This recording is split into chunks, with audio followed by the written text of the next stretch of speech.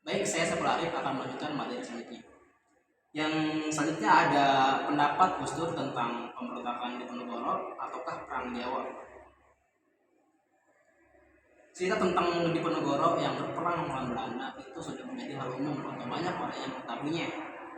Tapi dalam cerita ini ada nuansa stigmatisasi. Dalam sejarah itu terlibat. Jangan dibahas.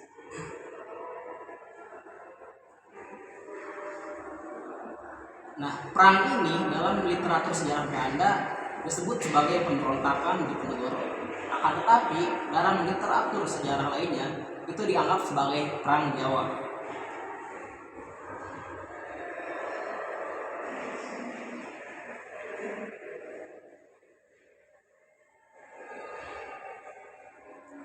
Jadi Gus Dur memberikan pandangan bahwa suatu sumber sejarah itu tidak bisa diambil dari satu sumber saja, tapi kita juga harus mengambil dari sumber-sumber yang lainnya.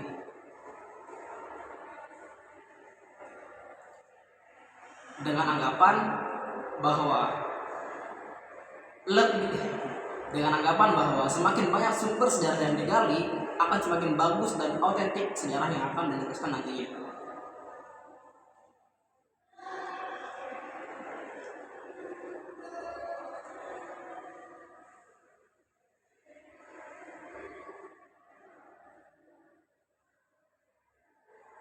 Yang selanjutnya ada nasionalisme ataukah objektivitas sejarah.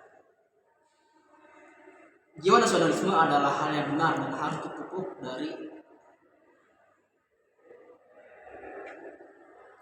jiwa nasionalisme adalah hal yang benar dan harus dipupuk. Gus Dur menasihatkan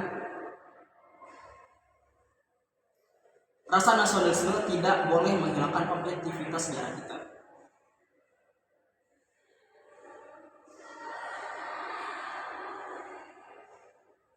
Gus Dur memberikan contoh.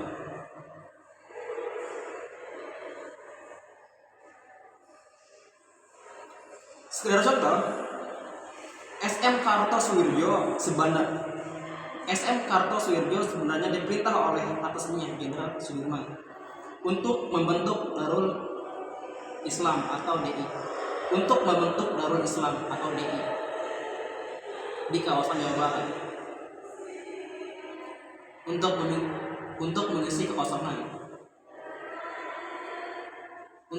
kekosongan akibat perjanjian Renville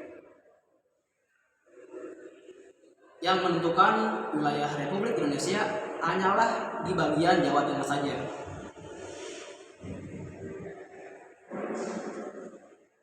Untuk mencegah kekosongan wilayah Jawa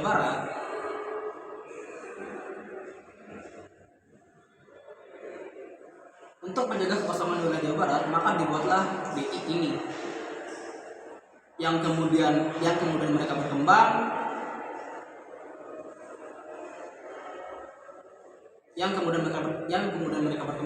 dan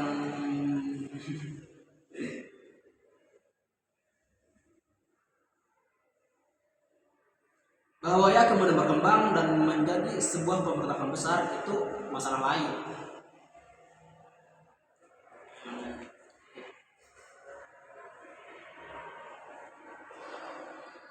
Yang terakhir ada sejarah murni ataukah untuk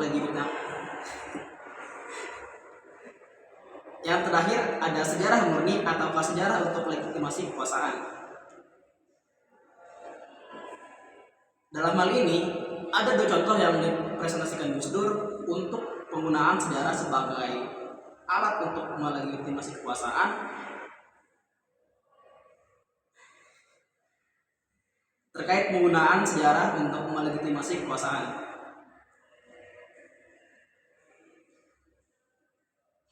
Pertama, ada sejarah Ki Ageng Pamanahan yang meminum air kelapa di dapurnya Ki Ageng Gringgir, yang kemudian diseret untuk legitimasi sebagai cikal bakal berdirinya dinasti atau kerajaan Mataram. Yang kedua ini terkait dengan Cembolek yang mengisahkan dipanggilnya Ki Haji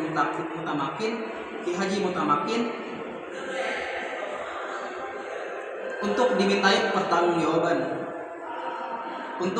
pertanggungjawaban perihal cara dakwah dan tingkah lakunya yang dianggap menentang ideologi.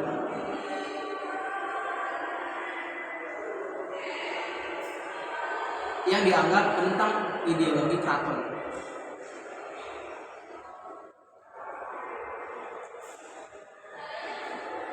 Maka dalam Cibolek ini dikisahkan bahwa Ki Haji Mutamakin itu meminta maaf kepada Ki Ketip Anom, yang dimana Ki Ketip Anom itu merupakan penghulu atau kodi dari Kerajaan Mataram. Yang dalam kisah lain juga Ki Ketip Anom ini